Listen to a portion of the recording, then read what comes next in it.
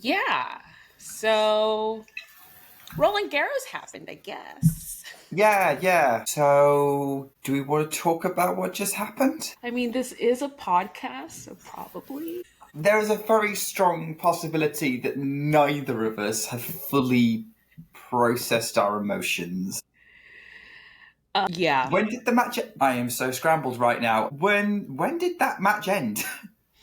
Not really sure because after it ended, I definitely walked around for 30 minutes and said nothing and just was out walking. Hello, everyone. Welcome to Ground Pass. You find Nick and I post Sincaraz Roland Garros final. I have to say, first of all, props to Nick because Nick commentated on that match today. So you've been on the mic for 6 hours plus at this point? 6 hours, not plus 6 hours. I think we started Okay. talking about 20 minutes before the match started. And Right. the match took 5.5 hours. And yeah, we did a little bit of a wrap up afterwards as well. So I'm looking at this, and I think I'm checking my phone. You probably see on the podcast, just to work out what time, like where we are, what day it is, and everything else like that. I think I stopped broadcasting an hour and a half ago, just Okay. over. So I've had Yeah. time to like recover, have some water, get some food. I've had time to physically recover. Emotionally, from just like I would be in the same position whether I commentated on that match or not. I genuinely was texting Anastasia after that whole thing. Like we were talking about, like, okay, so we have to record a podcast now, and my hands were literally shaking from all Yeah. the adrenaline, and I couldn't. And I would have had that whether I was commentating or not on that match. Yeah, I a little bit about my day. And just to preface all of this, guys, Nick and I really try and keep the podcast between 45, 60 minutes because we think it's nice, it's quick, it's digestible, and you can sort of get the most out of it that way. But today is different. They played for 5 hours and 24 minutes and we will talk for a while.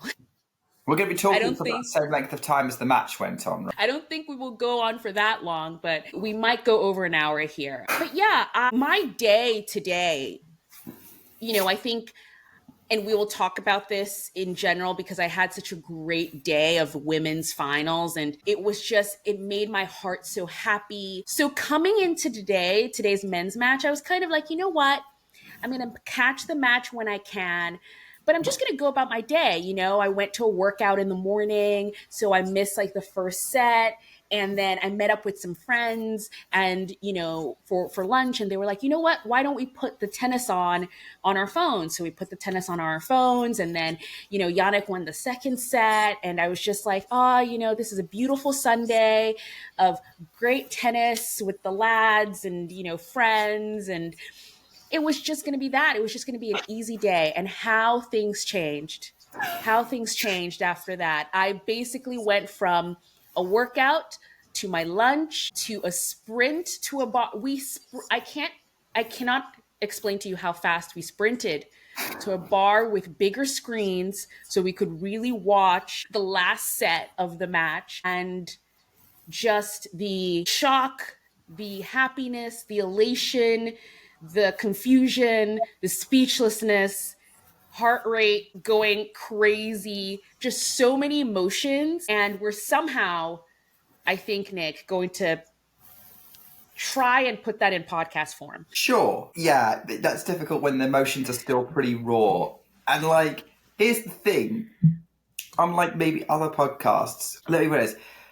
I think we were both pretty neutral in this match. Like, Yeah, I very, wouldn't say very. that either of them are my absolute faves ever, but I have I will watch their matches because they give great tennis, and I think they're both really nice guys, but they're not necessarily who I root for like day to day. And like certainly against each other, I don't have a favorite out of the two of them. And you love both of them, I so love both of them. I think for tennis, they win. Like yes, that, like the winner in Sincaraz matches for me all the time is the fans and tennis in general. So that's how I was going into it. That's why I felt like it was just going to be such a chill and happy day. But let's get into the meat of it. And we're just going to start, you know, I think, what do you think, Nick? Because I made the ground pass rundown this morning before the match started, and I had put we're going to talk about the men's championship first, and then the women, and then give our thoughts on the tournament. Should we keep that order and start with the men since it's fresh? Yes, I think that's the Okay. best thing to do, because I think this is, otherwise I can't, I'm not going to be able to think about what happened yesterday, which was also a really, really good match, by the way, Yes, yes, it was. and still not having processed what the hell just happened. Yeah, Because we just watched 5.5 hours of the some of the best tennis you will ever see ever, right up until the final point, which was won in incredible style by Carlos Alcaraz. Thing to also remember, just to throw some like records at you, this is the longest ever Roland Garros final, and it's the second longest ever Grand Slam final. yeah. And this is the kind of records that we didn't think, as long-term tennis fans, would be being matched or beaten so soon after the era of Federer, Nadal, Djokovic. Yeah, yeah. And, getting into it, I think we can kind of divide this match into three parts and talk about it in that way. I want to say the first two sets and maybe even the third, we can talk about that as one section. Then we can talk about the fourth set and Yannick Sinner serving for the championship. And then we can talk about the fifth set and the 10-point tiebreak. And because I think it takes you through the emotion of the day in a very sort of structured way. And you called this match, so I think you have like more kind of concrete details about like what was happening, not numbers and everything like that. But I would definitely was in and out, especially in the beginning. The first two sets, I was having lunch, I was at a workout, I was just chilling. But I remember opening my phone and looking at the scores and seeing that, Yannick was already two sets up. And there is this record that Carlos, up until today, had never come back in a 5-set match when he's two sets down. Yeah. So, And what were you thinking at that point? so the advantage of calling a match for a YouTube channel is you're allowed to be biased, unlike if you were doing it professionally. And more my co-commentator, but myself as well, we wanted it to go 5 sets. We saw Yannick Sinner go up 2 sets, and we wanted Carlos to come back and make it 5 because we felt that was what the match deserved based on the 2 sets that we'd seen. So it doesn't sound like you saw much of the first 2 sets. So what happened? The first 4 games took half an hour, and both players saved break points in every single one of them. Carlos then broke for 3-2. Yannick immediately broke back for 3-3, and then broke pretty late in the set and got Carlos. But so it started off really, really even Stevens, both trying to get at each other, and then Carlos kind of struggled to deal with Sinner, like all the standard Carlos things that you would expect that he was doing, like his explosive speed, his crazy shots, they were off for a lot of that match. And I think you probably would have seen that, particularly in set 4, which we'll get to. And they were off, and in the second set, and for a lot of the second set, they were off. That's why Yannick broke so early. And then Yannick serves for the second set at 5-3, and Carlos breaks him back. And okay, no, yeah, is that right? Yeah, 5. Yeah, well, yeah, no, sorry, wrong set. Yeah, he serves the set at 5-4. Breaks back. Alcaraz breaks back. It goes to a tiebreak. Sinner plays a really, really good tiebreak in comparison to Alcaraz. He goes 2 sets up. But after those first 2 sets, it felt like Sinner had the marginal edge, but you just knew if Alcaraz switched it on, he was going to get it. And Sinner then goes a break up right at the start of the third. Alcaraz immediately breaks him back, and then goes a break up. And then Sinner breaks him when he's serving for the set. Only for Yannick to then break Sinner as he's serving to stay in the set. So that third set was kind of crazy, but you got the sense that Carlos was trying to claw his way to stay in this match and keep it going. And I guess that's kind of how it felt, was like after that initial onslaught of those first 4 games of like go 2 or even 6 games going to and from with each other, it was like Sinner kind of started motoring and Carlos was just fighting to keep up with him. But the thing is, because Carlos is so good, keeping up with him was actually not that hard. It was not hard. It was hard, but like it still made for a really entertaining match. It was doable. Yeah. And then, so that's kind of how it happened. And then so it's like, okay, we get to a 4th set and we're like, okay, is Carlos going to get some momentum now? And that's where I come in. Yeah, because the immediate answer to that was no. Yep. So I came in, like we were just getting into this place where we were having lunch and Carlos had just sort of scraped by that 3rd set. And I remember being with my friends and I was like, oh, well, this is great. At least Carlos got a set. Because at that point, I really didn't know the dynamics of the 1st and 2nd set, really. I see the sort of scrap for the 3rd set. And then I'm like, you know what? Too good, Sinner. Too good. You're just crushing it right now with life. You're the number 1 player in the world. Grand Slam run, calendar slam run is still alive, So I was very content with at least we get 4 sets and we call it a day. And then we're watching the match and that's where it seems to go. Sinner then gets to 40 love in the 4th set while serving for the match. No. Wasn't it 5-3? Yeah, but Alcaraz was serving. Oh, wait, was Alcaraz serving? Alcaraz was serving. I remember that now because he saved break. Yep. Yes, Alcaraz was serving. Yes, correction. Alcaraz was serving. But yeah, so we had 3 match points. I just remember being with my friends and I was like, oh, this is so great. Yay, Sinner. I had done the applause. I had done the celebration. I was like, Sinner did it. So imagine my just shock and surprise. And just to set the scene, we are in a public place having lunch. It's not a sports bar. We have the match on my phone that's resting on these sort of like wooden blocks that the restaurant uses to number the tables. And I'm at this point on my feet, staring at my phone in the middle of this restaurant and everyone's looking at me like I'm crazy. How are you feeling at this moment? So at what point, the break back or the... Well, when Sinner was serving for it and then wasn't able to do it. Or not Carlos was serving for it. Sorry. Carlos was serving to stay in the set, but Sinner had championship points. I kind of like, okay, the way Carlos had saved it and it was clear the crowd was on his side, I kind of thought, I think the comeback's on. I think this is going to be close. You didn't really think comeback was on? I thought it was a high possibility. Okay. I didn't think it was the most possible outcome because I knew Sinner had been playing pretty well, but I knew it was going to be on how Sinner dealt with the situation. After Alcaraz held, saving those championship points, I thought, I've kind of seen something like this happen before in other matches, and I felt like Alcaraz might have some momentum. And obviously there was also this element of hoping that he'd make it 5.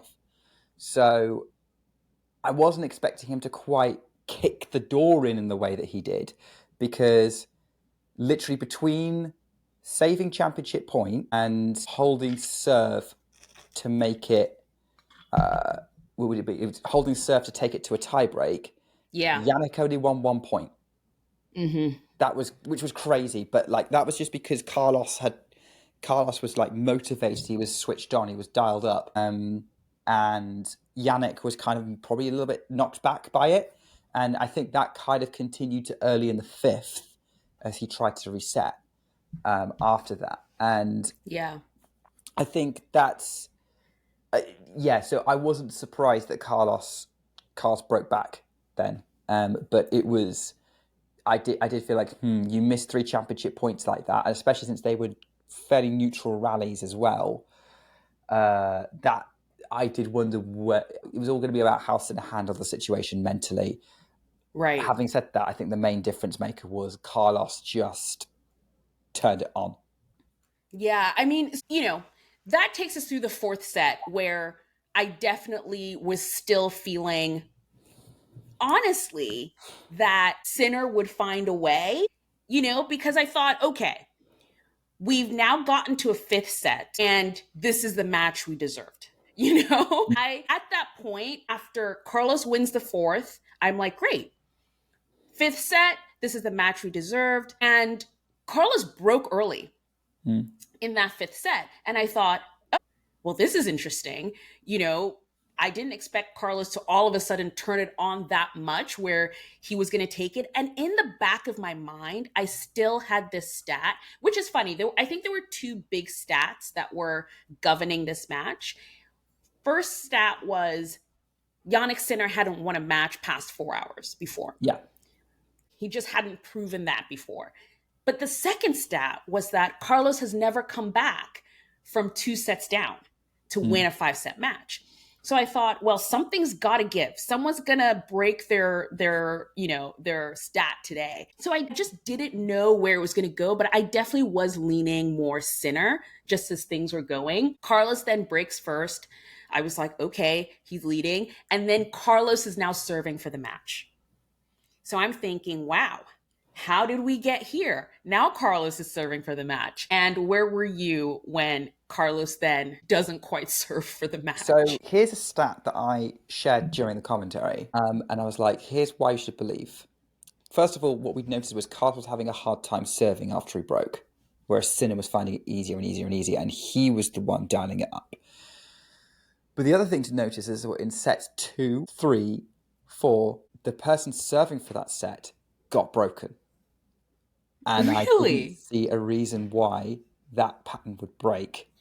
And lo and behold, Sinner comes after it. So yeah, in sets 2, 3, 4, and 5 of this match, the person serving for it got broken in that game. And then it's game on. Sinner breaks back. He holds for 6-5. And at that point, that's when I'm like, it's literally anybody's match. I genuinely don't know who's going to win because Jannik looks like he's doing well and Carlos is fighting tooth and nail to hold him off. Yeah. And it literally could have gone either way. And I think that should do Sinner some credit that he fought back in the way that he did because other players would have crumbled. Kept going with it. So, yeah, I was thinking, yeah, that's about right for this match, basically. At that point, all I wanted, and I think I posted this in capital letters once we did get to a 5th set tiebreak, was we deserve a 10-point tiebreak at this point in the match. Because when Sinner broke and he was leading 6-5, I was like, can we just get to a tiebreak in the 5th set? Like, that's all I wanted at this point. I was like, we deserve it. We've battled through with these guys. And you were right. At that point, it was anyone's match. It was totally even. And I thought what we deserved was a tiebreak to call it. And I wanted to just bring up something now here of what it's been like, I think, generally through Roland Garros, and especially today and yesterday with the women's final.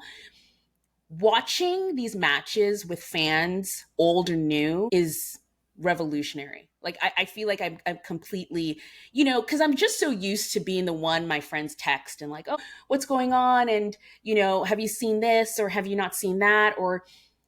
But I remember when we got to the 10-point tiebreak, I was sitting at a table, so we had run over to this bar to watch it. It's in New York. It's called 30 Love. It's a tennis bar, guys. There's a sports tennis bar in New York. It exists. And we were sharing a table with just a group of girls. And they didn't understand that they were going to play to 10 instead of 7, like the last tiebreak that happened in the match. So they're thinking in their head, oh, okay, so it's 1st to 7. And I had to then explain, no, in a final set of a 5-set match, they have to, in a Grand Slam, they're playing to 10. And just that, I spent this whole yesterday, today, explaining scoring to friends, and this is why this player matters, and this is what this final means, and letting people know that this is a first time in a long time we've had the number 1 and number 2 on the men's and women's side in finals and at a Grand Slam. And it's just so rewarding and fulfilling, and it kind of just, almost highlighted what we do here on Ground Pass. And that's what I was feeling at that moment, at this, 6-all in the fifth set. I just knew that it was going to be an education moment for someone because I was going to have to explain we're going to 10, not to 7. And there were people on the YouTube stream that I was doing commentary for who also didn't realise that it was going past 7. And it was like, wait, Yeah. what? There was a few wait, what people kind of commenting. Like, no, it is first to 10. This is how it works in the final set. And I like that they did it. They've done it like this because it adds the extra crescendo to a 5-set match, since they got rid of, well, basically playing to infinity in theory. And beyond. Having to get 2 clear games, which is how you end up with the longest match of all time. And I was thinking this, and like, this is the first match that's gone to a 10-point deciding set tiebreak in a Grand Slam final outside of the US Open. First time outside the US Open. The last time it happened was the US Open in 2020 on the men's side, which was Dominic Thiem beating Alexander Zverev. So this is like uncharted territory in a lot of ways. And I think for me, what in that moment, like, yeah, that also caused a lot of people. So like, even when Carlos Alcaraz went 7-0 up in that tiebreak, there was a part of me was going, but Sinner can get him back. Yeah. Yes. Yeah. That's how easy tie breaks can flip. It's very easy for a tie break to flip, because I think sometimes people think, oh, 5-0. I'm like, don't count your chickens before they hatch. Just wait. Yeah. Just wait. Which kind of brings me now to the last point I wanted to make before we move on to the women's final. But was this the best match ever? It's too soon to say. Like, there's a lot of emotions in the moment of it. I need to rewatch the 2008 Wimbledon final, which is what everyone says is the best men's match of all time. And I remember watching that as a 14-year-old. Sorry if this makes anyone feel old. But I remember watching that, and I have hazy memories of it, and I want to watch it in full because I haven't done since it happened. It's a long match, that's why. It's like another 4 or 5 hour epic. I think on paper, that one is still difficult to beat in a lot of ways, because I think there wasn't necessarily the lulls I don't think there was this clear momentum for one player as this match had. What I will say is that there's actually some interesting similarities in that what that match also had Rafael Nadal going 2 sets to love up on Roger Federer, and then having championship points in the 4th set, and Roger Federer taking it to a 5th, and then it goes to an absolute epic decider. Again, this is pre-final set tiebreaks. It ended up being 9-7 to Nadal, because the key difference here is Roger couldn't come back from 2 sets to love down. Carlos Alcaraz did. I think, but even then, it's like down to taste. There are some people who have different ideas of what the best match ever is, based on what you enjoy and whether you have a player in that final that you like. I think this is up there. I think if you just wanted to tier rank it and have an S, A, B, C tier, whatever, this is automatically S tier, this match, with that 2008 match, with some of the great Djokovic-Nadal clashes, with Borgen-McEnroe from 1980, which is a legend in the sport that probably hardly anyone remembers now, in terms of actually watching it live. So was this the best match ever? I don't know. If I got into semantics and I went on a different podcast, I might go down the no route, but I could be convinced yes. Yeah, I think still nothing beats that 2008 Wimbledon final, and not because you're right, there are so many similarities between that match and this match tennis wise, but there was an element of je ne sais quoi, and I really can't tell you. But Wimbledon center court didn't have a roof. It was getting dark. Night was falling. I still can vividly remember just the flashes of camera lights, like from the cameras when they were taking photos of like the final moment. And it's so hard to replicate that, because for me, the best match ever is not just the tennis, because the tennis is great. Of course, the tennis has to be great to even be considered. But the atmosphere, the different storylines, the parents, oh my goodness, the parents. If they kept showing Yannick Sinner's mom, I'm like, leave her alone. She looked like her mascara had clearly run. That poor woman was not coping well. She was not coping well. And I was like, please leave her alone. Stop showing her. Also, And then why they were would they show not showing? Carlos's mom. Yeah, And I was like, leave why, her alone. yeah. I barely saw Carlos's parents. I felt that was rather unfair, really. Yeah, they show them a few times, like, but really they focused on Sinner's mom. Like it was just, I think she was more sort of expressive emotionally about it. So maybe that, of course, for TV, that's where you go, I think. But I was just like, leave the parents alone. But yeah, so I really do think that, Wimbledon final still holds such a big place in my heart as one of the best match ever. This one is really close. I mean, this is really close just for the emotions, because here's the thing. This was a great tennis Mhm. match.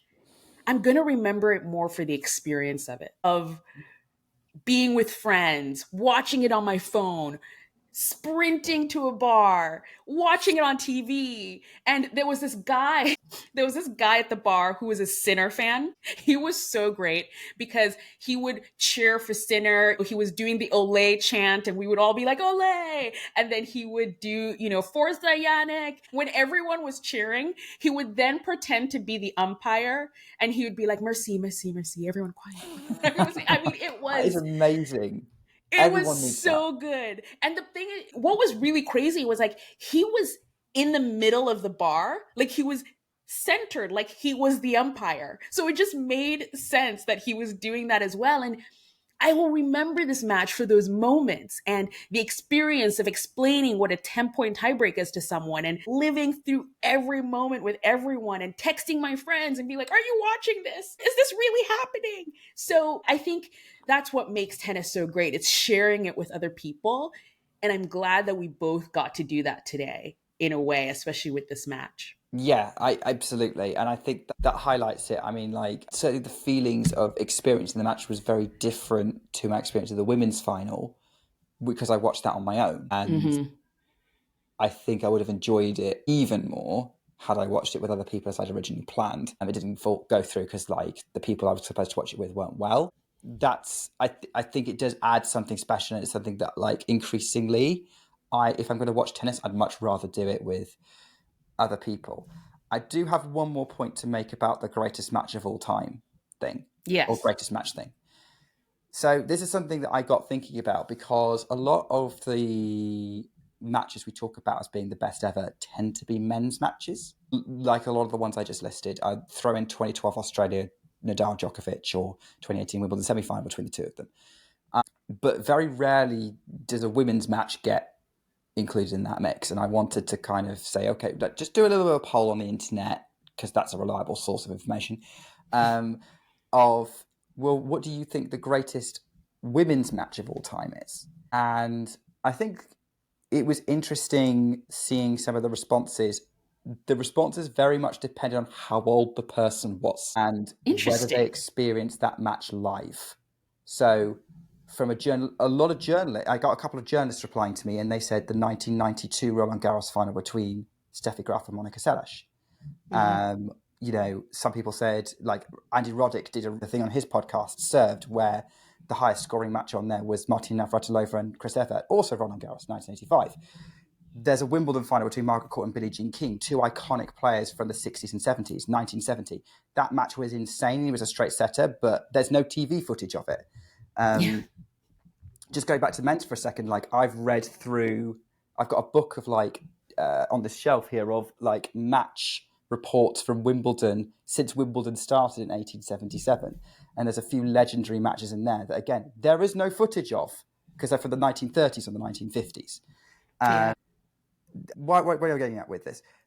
So the big debate that came on, because obviously there's usually debate on social media, Of course. Of when I course. did it, was like the Martina Navratilova and Evert match barely got mentioned unless the person was old enough to have seen it. Graf and Seles got mentioned quite a bit by people who maybe have gone back and watched it or people who were there at the time. And a lot of people said the 2005 Wimbledon final between Venus Williams and Lindsay Davenport, which Mm. was also super close and super exciting. Why am I going through this list? Get to the point, Nick. The point is, I think if we're going to say this is the best match ever, it's going to depend on what generation we're talking about. Because we're talking about the 2008 Wimbledon final because we watched it.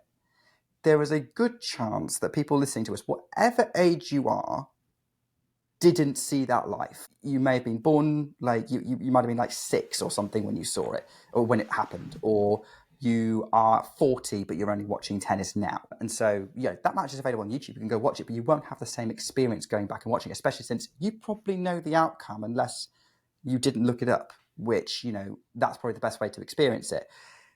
This will probably be this generation's best match ever of the current generation of fans, because they don't have this previous experience to look back on. Whereas you and I, who are a bit longer in the tooth tennis fandom-wise, do.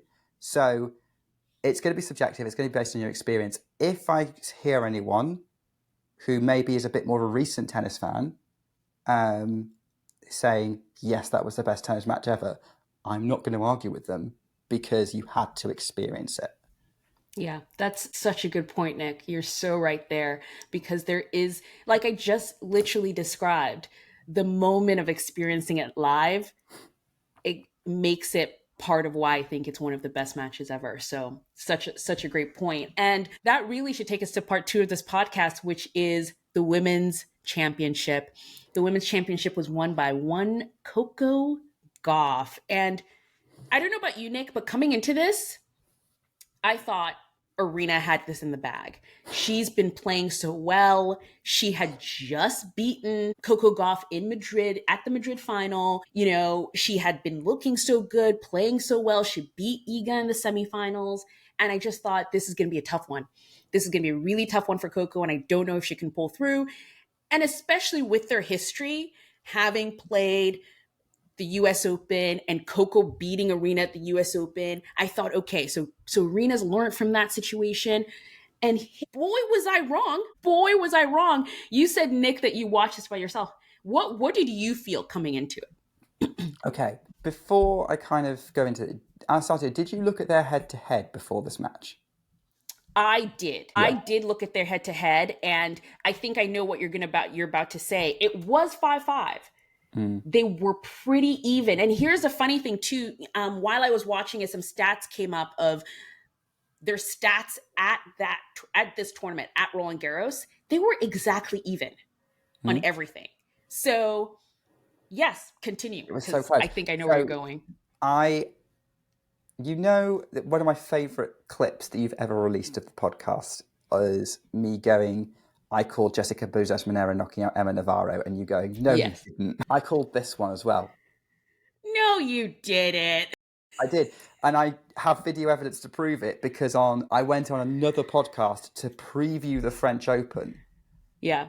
And I not only predicted Coco Gauff would win the title, I predicted pretty much how this final would go, in that she would drive Aryna crazy by getting every single ball back, because that's what she did in the 2023 US Open. And yes, Aryna has beaten Coco several times since.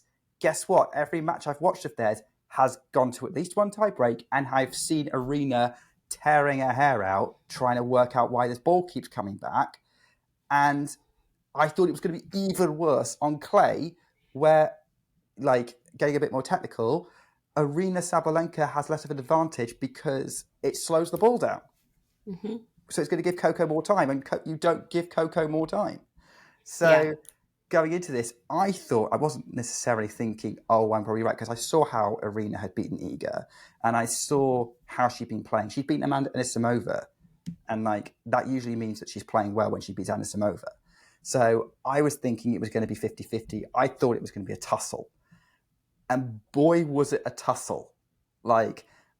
Apart from maybe the midsection of the match, it was a tussle in capital letters, especially the first set. And this is what happened. Basically, Coco Gauff runs everything down. She locks in for finals. You can say whatever you want about how she handles any other match, but when it's a final, she shows up, and Coco did it again. She got everything back and drove Aryna Sabalenka crazy. And there were aspects of her game that also competed head-to-head with Aryna's. So, yeah, absolutely. This match ended up going how I predicted it 2 weeks ago. Yeah, it's really funny because this match was the featured match in our very last screening at McCarran Park.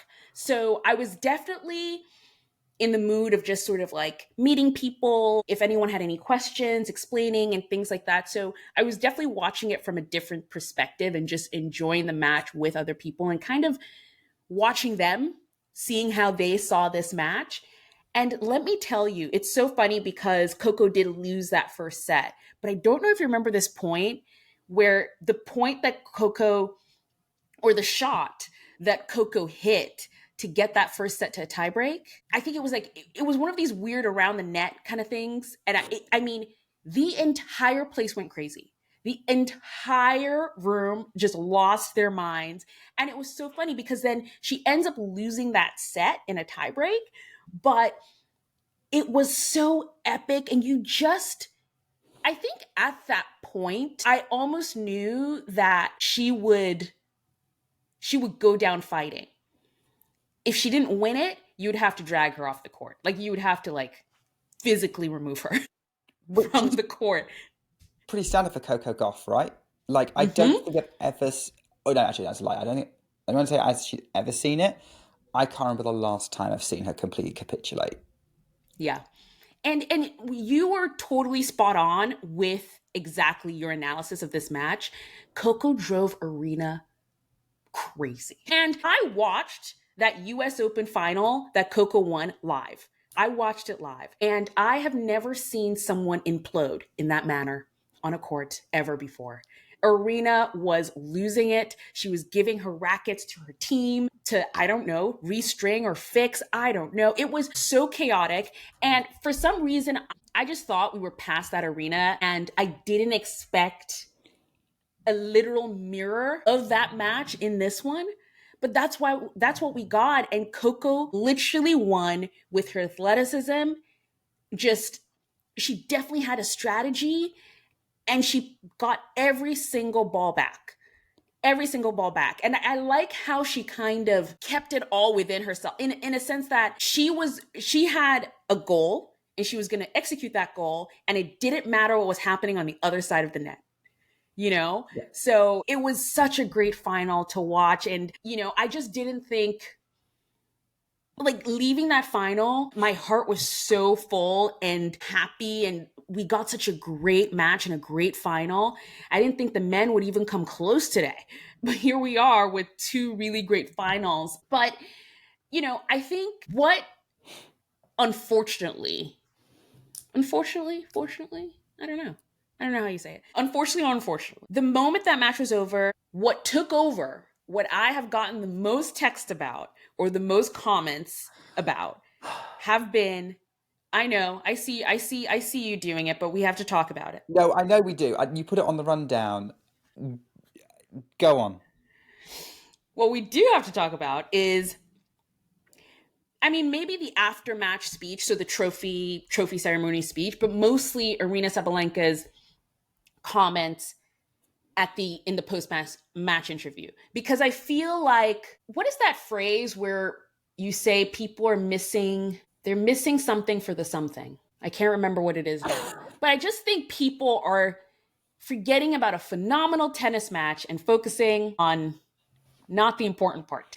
The drama. No, The no, the wrong kind of drama. drama. Cattiness. Yes. Yes. Because that sometimes comes into women's tennis, unfortunately, by people who want to up it when these women are actually professionals. This is Yeah. not the Real Housewives of wherever. So, like, this is why I'm rolling my eyes, because yes, it's all over social media. People see it. Like, we do need to talk about it because it does raise some interesting questions. But I am not impressed that this became the story in a much of a similar way as you, Anastasia. So, do you want to explain it? So basically what happened in the after the trophy ceremony and also in the post match interview is that Aryna Sabalenka mostly put the match loss on herself. So she went on court. She said, "I played the worst match I've ever played in my whole life. The conditions were horrible, and I lost this match." And then she goes into press as well, says pretty much the same thing, doubles down, and maybe makes it even worse. There is a comment that, I don't know about you, I do think people are misinterpreting it, in my opinion.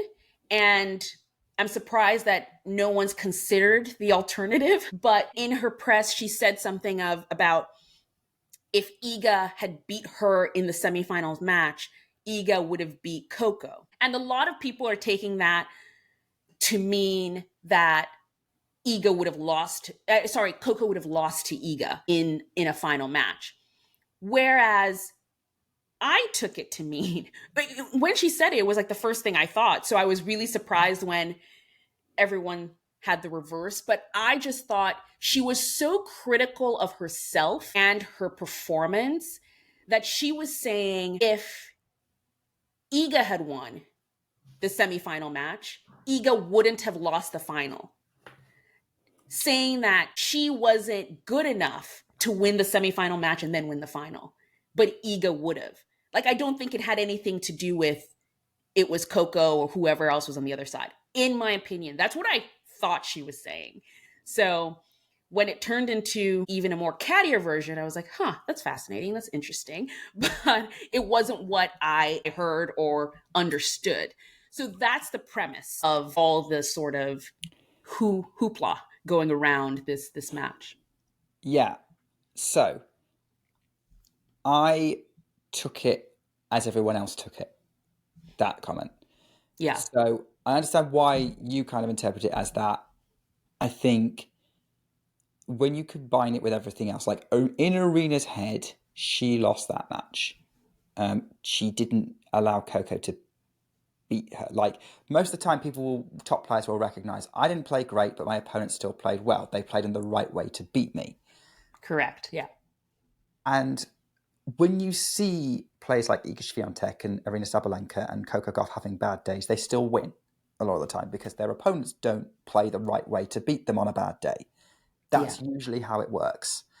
I think the problem is that I don't have a problem with Aryna Sabalenka getting down on herself about how she played. Fine, you didn't play as well as you could have. That's probably true. That is fine.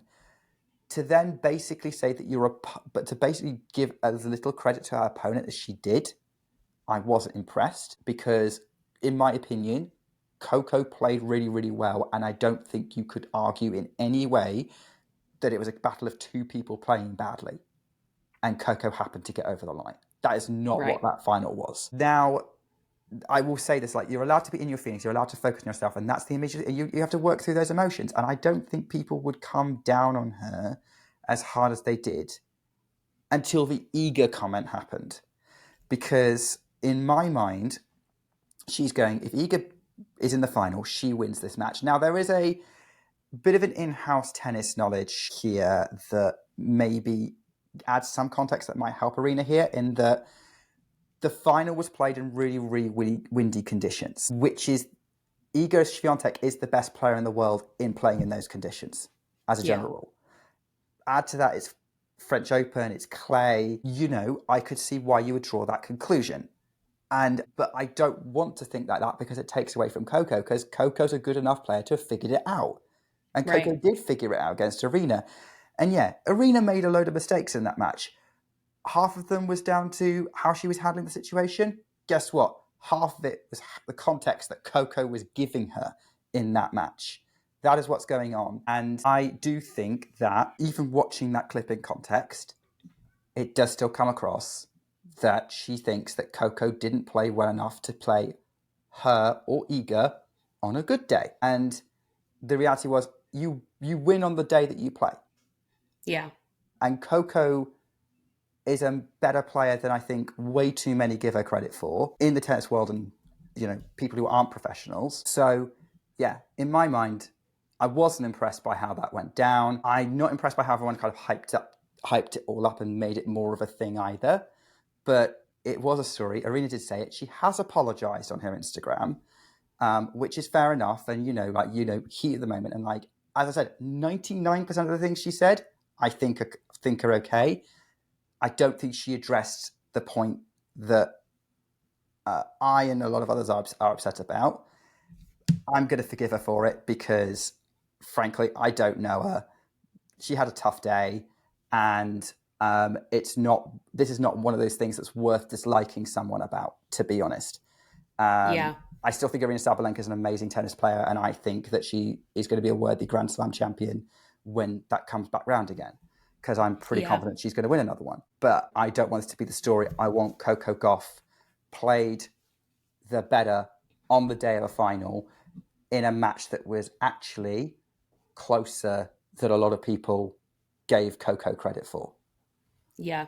Yeah. No, I completely agree with all the things you said there. And, you know, Aryna did apologize. She put it on her Instagram stories, I think. So Yes. depending on when you're listening to this, go look for it. But I'm sure someone's clipped it and put it online or something like that. So she did apologize for her statement. But I think it's just, I really wanted to talk about this because I think there are nuances to it. And I don't think we should shy away from having different opinions to other people. And I would love to know what people think in general. Leave it in the comments wherever you're listening to this. Let us know what you think in a nice way, guys.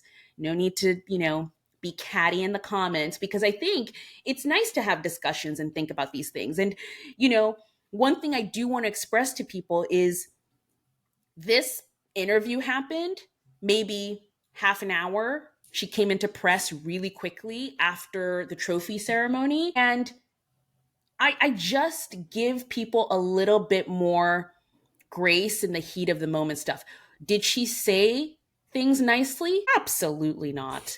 There was a more gracious and nice and frank, like, frankly, a better way to say things, because you saw in her apology, she basically said all the things that she should have said in the press conference. She said Coco played great and she definitely was the better player on the day. Like, she said all the things. I just think in the heat of the moment, right off the court, you're super angry. We already know Aryna Sabalenka is someone who's very emotional in a good way. I love the way she emotes on court. It's why I love her. Like, you can feel everything from her serving to every shot, her grunt. Like, you just feel everything she's putting on the court.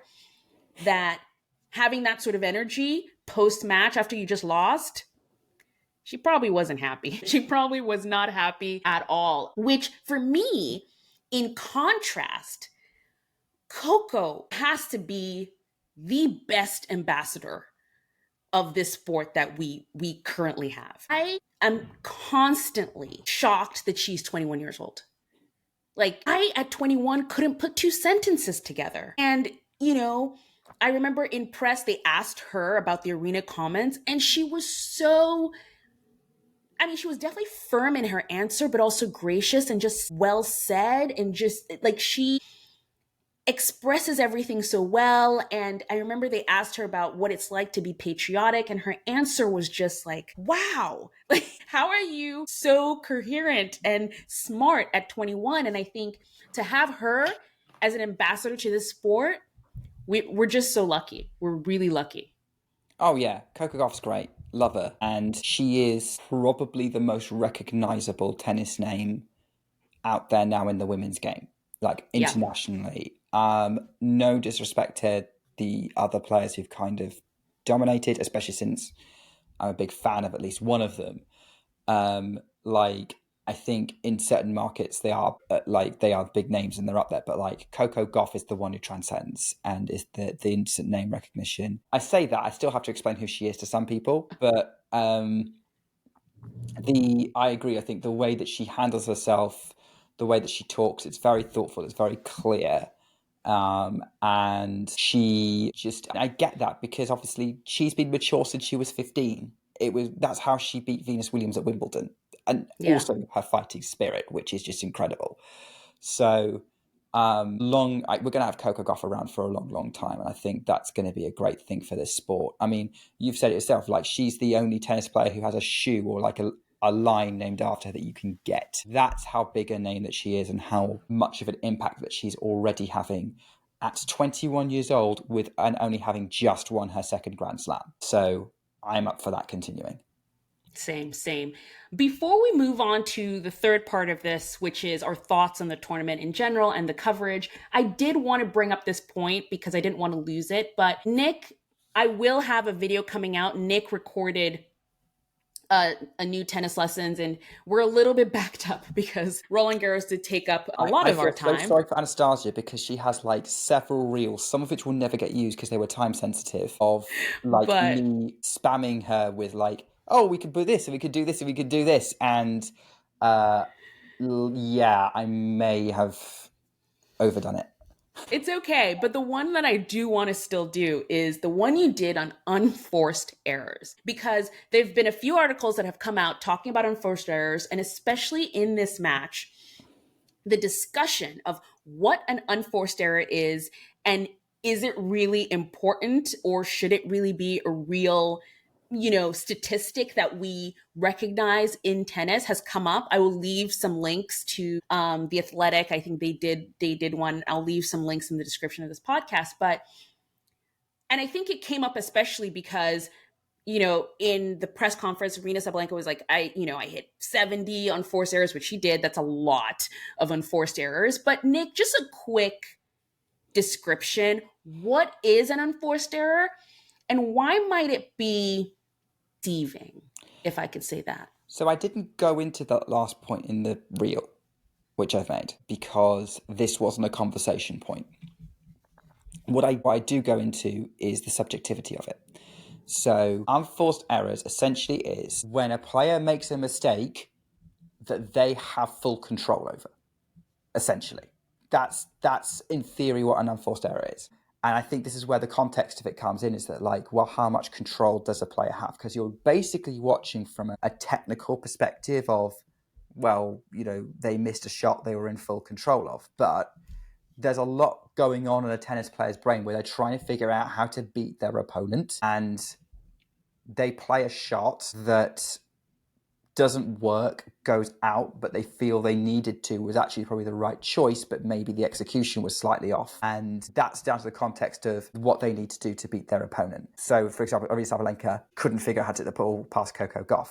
If we use the men's final that we just watched, there were a bunch of misses from both Carlos and Yannick, which were basically because they both had to go for the very edges of the court to have a hope of putting that ball somewhere where the other guy couldn't get it. There is context. You can also just have a brain fart and put a ball in a net that was just the easiest shot ever and you don't even need to try. But unfortunately, that breaks things down into a nuance that is difficult to turn into a statistic. And that's the reality of it. The reality of it is that if you want a comprehensive view of how a tennis match goes, you need to read a bunch of handwritten notes and a report of what happened.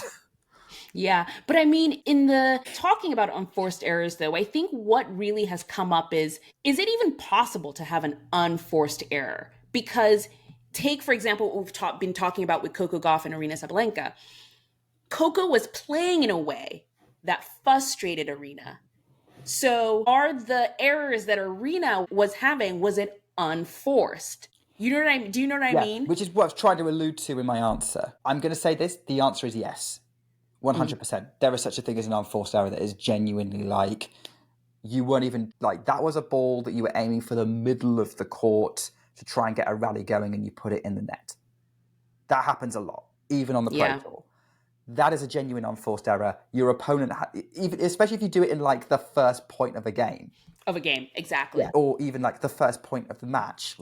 So let's not overanalyze this. Yes, there is such a thing as an unforced error, a true unforced error. But I do agree that there needs to be an understanding of the context of what's going on, which is why when I try and do match reports, I kind of go with what was the opponent doing to help them win the match. Yeah. I love this topic because I think you did the reel because I literally asked you, I was like, what exactly is an unforced error? We're all still learning about this sport that we really love. And, I think now this conversation has come up. It's got me thinking as well. I think that's the fun part about tennis. You're always learning. You never get to the point where you're like, I did it. I did tennis. Although Djokovic kind of did it, but he's like, I did it. All of it. Okay, now on to the third part of this. And this is where we talk about the things that I know about. Our thoughts on the tournament in general. I want to come at it in two ways. One, what did you just think of the tournament in general compared to other Roland Garroses, even last year? Like, was this a good tournament? Not, whatever. And then also from the viewing perspective, especially because the TV coverage, I think, is really important. And I think it's really important to new fans as well. So on your side of the pond, Nick, just viewing the tournament, what did you think of this year's Roland Garros in general? As a tournament, I didn't notice anything different to previous years. There wasn't anything that was significant about it that I thought, oh, they're doing that thing new at the tournament. Like, it looks and felt like a standard Roland Garros, which is a lot of fun. And, nothing to say about it. I would be interested to hear from anyone who's been this year, who maybe has been before. Like, please comment or send us a voice note and tell us, what's it been like this year compared to previous years. Heck, if it's been your first time, would love to hear a voice note from you as well, because Roland Garros is one of those places we don't really have a lot of info on, and we'd still love to share it, especially if you've been watching and going, oh, I fancy a trip to Paris in like early June 2026. Yeah. Especially since tickets are probably not too bad to get hold of, price-wise or ease-wise.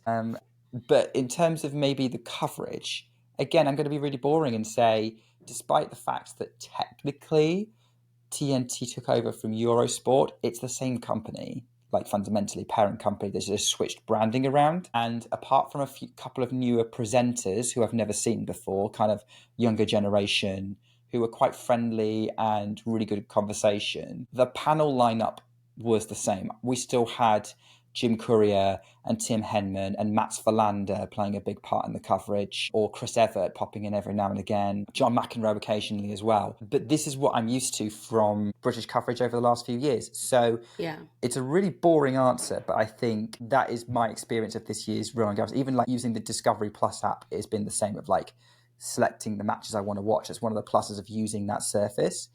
So in reality, on this side of the pond, not too much different other than some branding that was different. Contrast that to your side where everything changed. Everything changed. Everything changed. And I think I can confidently say everything changed for the better. For me in general, you're right in terms of the tournament itself. And, I think I'll let you speak about this too. But, this is a conversation that has come up. I don't think the viewing public, so people at home, especially casual fans, like not non-casual, but I think especially casual fans, I don't know how much they notice the fact that there are no women's night matches at Roland Garros. And this is from actual experience. Like, I've asked people, and again, maybe they're watching. Here's the thing.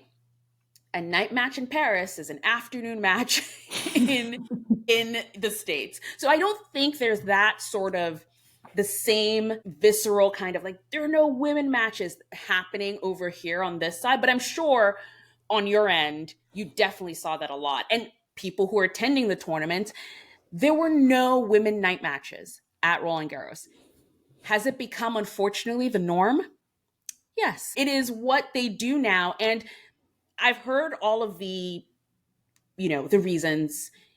It's length of match, because women have shorter matches. And if you're buying, they only have one night session and it's only one match. Not one night session. They have a night session every day, but they only have one match at the night session. So if you're buying a ticket to go to the night session and you only have one match, they want to make sure that you get at least 3 sets. Now, the thing is, a women's match can be 3 sets too. And yes, it can end in an hour. But I believe Carlos had an hour and 9-minute 3-set match at one of the Roland Garros' night sessions. So I don't know how well that stat stands up. I definitely hope it's something that they're working on. They got a lot of news about it at this year's tournament, I think more than any other one. And hopefully they're working on it for next year. You have Wimbledon, and Wimbledon doesn't have night sessions. I have the US Open where we have a night session, but it's 2 matches and it's a woman and men, and they alternate who goes first every time. So it's definitely something I think the French Open has to work on. I'm thinking about it now. I don't know what the Australian Open does. Do they have 2? The US Open. Okay, yeah. So they have 2 as well. So yeah, so that's definitely as well, because that's the other difference is that Roland Garros night session only happens on Philippe Chatrier, whereas you Yes. have a night session on Ash and Armstrong in the US Open, and Rod Laver and Margaret Court on the Yeah. Australian. Yeah. So, yeah, I feel like there are things to work out there that they could definitely do to make it more equitable and have women's matches at night as well as men matches. Because again, if you're in that time zone, that is the prime time. And Mm. that is the time people all sit around with a drink and watch the tennis or with food. Whatever, however you watch tennis, guys. Popcorn. So that's that. I think, like you said, the tournament itself was very, what it usually is. We had a Rafa tribute, which I loved, obviously. Yeah, I you don't get obviously that love every year. that. Well, I'll give you that.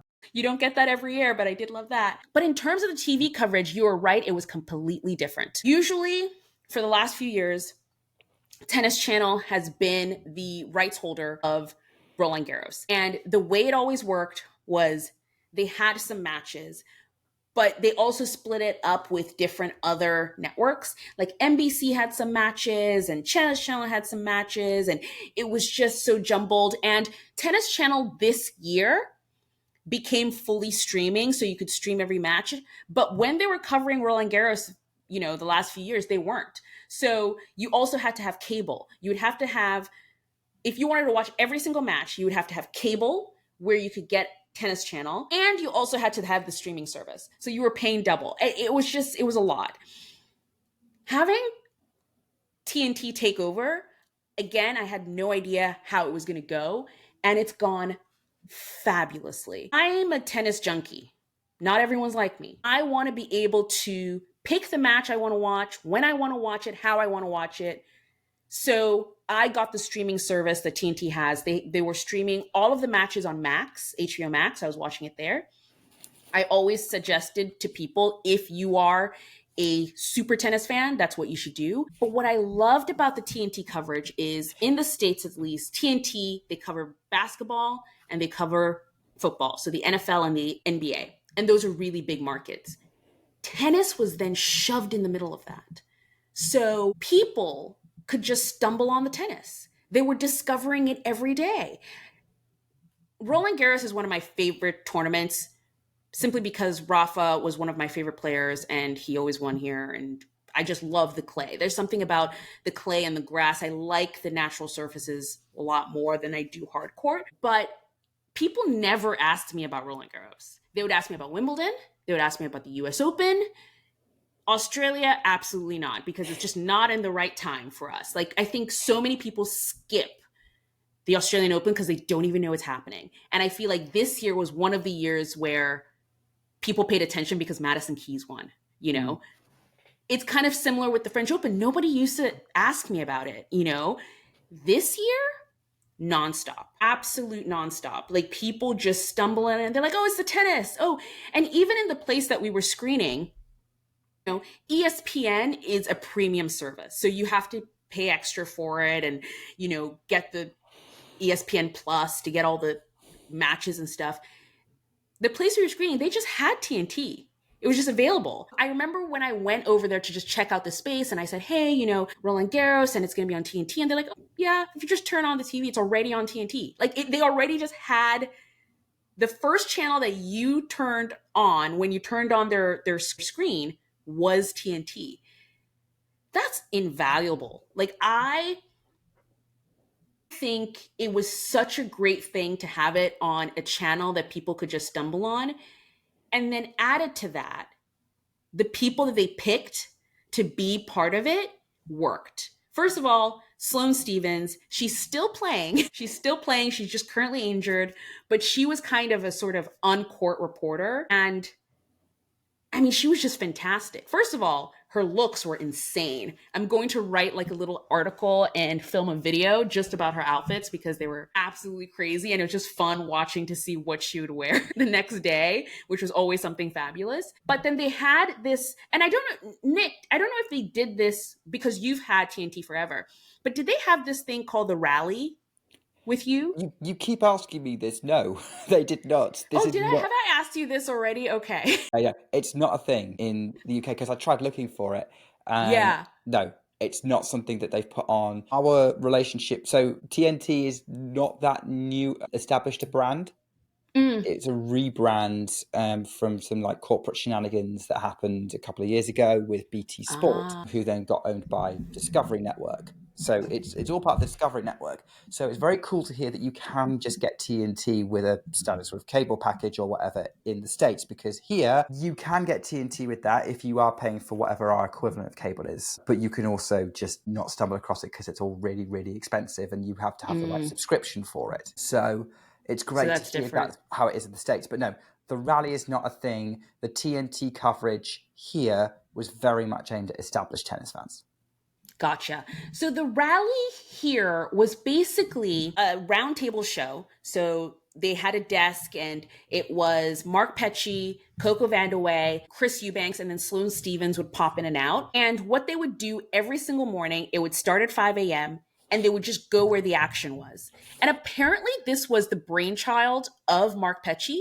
Like, he's always had this idea and he wanted to do it, and TNT went for it. But it was brilliant. I even used it because usually what I do is, like, on my tablet, I'll have like the match I want to watch, but I also wanted to check out what the rally was. And then I just ended up having them the whole tournament because it was so fun, especially when in those early days where there are like 400 matches happening at the same time. It was so nice to like pick the match I want to watch, watching that. But then I could also just have in the background Mark Petchey and Coco Vandeweghe and Chris Eubanks just jumping around matches, because they would just go to wherever the action was. And I would be like, oh, that match is going into a tiebreak, or oh, that's a 6-love set over there in that match. And I think also the dynamics of the people were really fun. I think Mark Petchey and Coco Vandeweghe, they just sounded like an old married couple every day. Like, every day, Mark Petchey would find something to make fun of Coco about, and they just sounded like this old married couple. And then Chris Eubanks was their like smart friend who would, separate them and be like, actually, did you know? And he would put up a stat or something. So I think the dynamic was really great, and I just really enjoyed the coverage. There was the main guy for the night show. His name's Adam Lefko. He works for TNT and he's done a bunch of other sports. This is his first time doing tennis. And I really loved having someone. It was actually interesting. It was almost having a casual fan as a tennis presenter, because he could speak to the people that didn't know much about the tennis, because they could almost see themselves in him a little bit. So I think it was really nice to have such great coverage. And this was their first time. They now have the tournament for 10 years. I think they have some work to do and some things to change. But all in all, I'll give that coverage an 8 out of 10. Nice. That's how good it was. Yeah, I think that sounds really positive.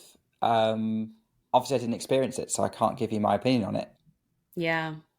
I like the fact that they did try something like that they were jumping to where the exciting bits were happening. Like, I like that as a concept. I think I'd be interested to see how it played out in real life. But I think for tennis, which is always so busy, especially in those early rounds, it can be really good, especially if you're new to the sport and you don't know which match to watch. You just only know the names.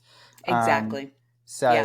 But hey, that's what we're here for, to tell you what's going to be interesting as well. So, I'm glad that TNT was a success, and hopefully they get the other slams for you. Let's see how long ESPN's contracts are, or if they learn from how successful the TNT coverage TNT was. might get the Australian Open because that they have it in the UK. That would be great. I have a feeling that you have to press Wimbledon and the US Open out the cold dead fingers of the people who already have them. Exactly. Okay, we're coming to the end here. Just a few more things.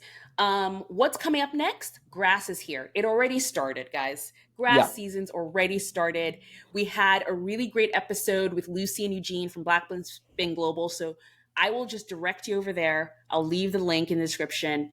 We talk about what's coming up in the grass, especially Queens, which starts tomorrow, and they kind of give their thoughts on that tournament. I said it there, and I'll say it here again. I could buy a flight to London and get a ticket, and it would be cheaper than the US Open.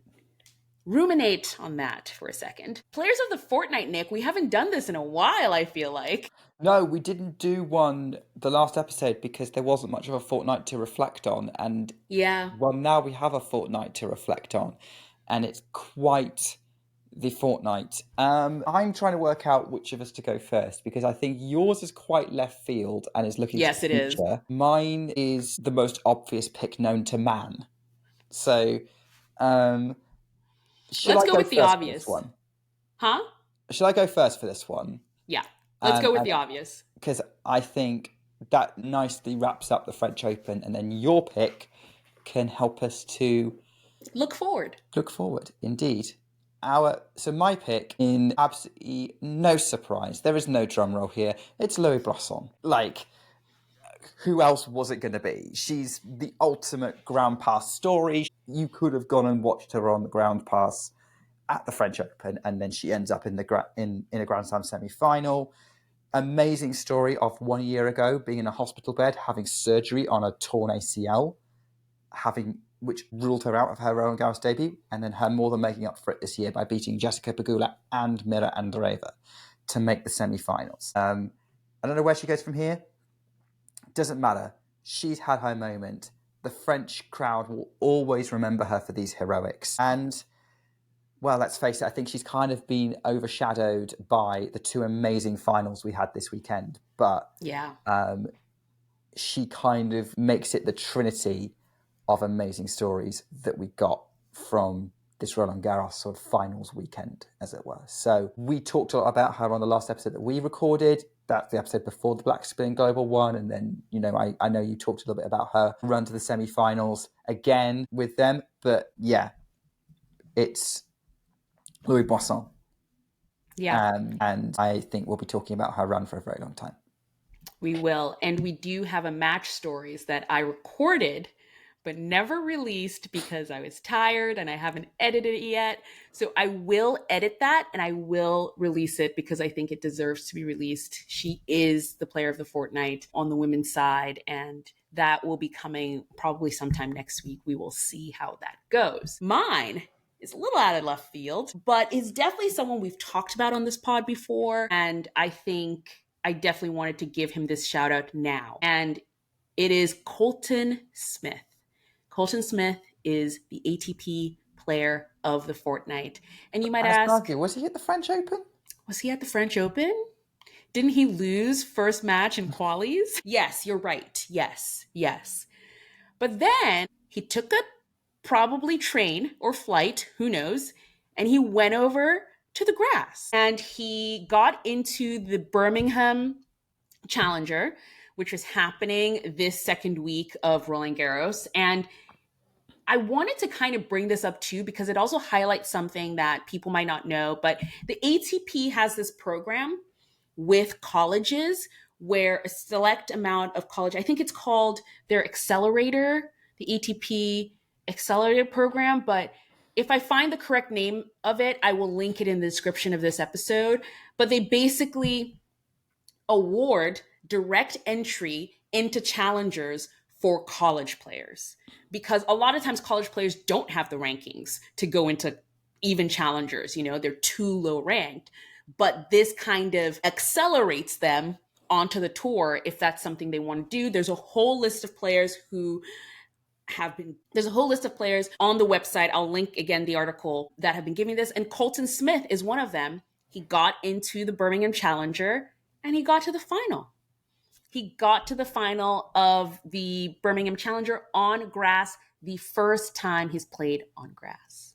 So the reason I bring him up is he is one to watch. He's definitely one to watch. His ranking is now high enough. I think he still has to play qualies at Wimbledon, but this run to the finals of Birmingham has definitely taken him up the rankings. And he's just one to watch. If he gets to the finals of a challenger in his very first grass court tournament, and he beat some really great players. He beat Rinky Hijikata to get here in the semifinals.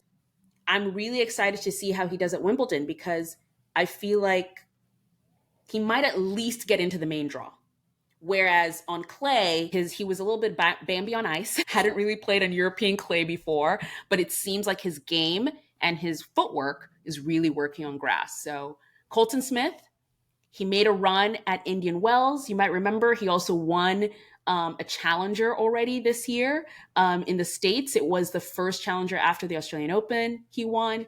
So he's definitely one to watch this year. Excited to see how far he goes. He's also big on fishing. So we have that. He fishes with Tommy Paul. Well, that sounds about right. Tommy Paul is definitely, that sounds like the kind of guy you go fishing with. Yeah, Colton Smith sounds like a guy that if you don't get to go see at Wimbledon, you might go see at the Newport Challenger. Yes, exactly, which is really exciting. I hope Ground Pass is going to be able to make our way to the Newport Challenger this year. I've never been to a grass court tournament ever, and Newport, which used to be an ATP 250, is now a mixed challenger event. So they kept the tournament. It's just now a mixed challenger event. It's also where the Tennis Hall of Fame is. So I just think that's just a great trip in general. See the Tennis Hall of Fame, watch my first, pro matches on grass. Hopefully I can make that happen this year, and we will bring you more details on that and the summer swing when they come. But Nick, it's too early to think of the summer swing because we're just coming off of Roland Garros, and I'm like, oh my goodness, Wimbledon's in 3 weeks. It's a lot happening. Anastasia, do you want me to tell you something scary? What? We're officially halfway through the tennis season. Where did the year go? Like, they play for 46 weeks. We've just completed week 23. Wow. 23 more to go. It is a marathon and not a sprint. But Nick, I feel like there's only one way to end this pod. Ole! Thanks everyone for joining us. It was a long one, but boy was it worth it. Bye.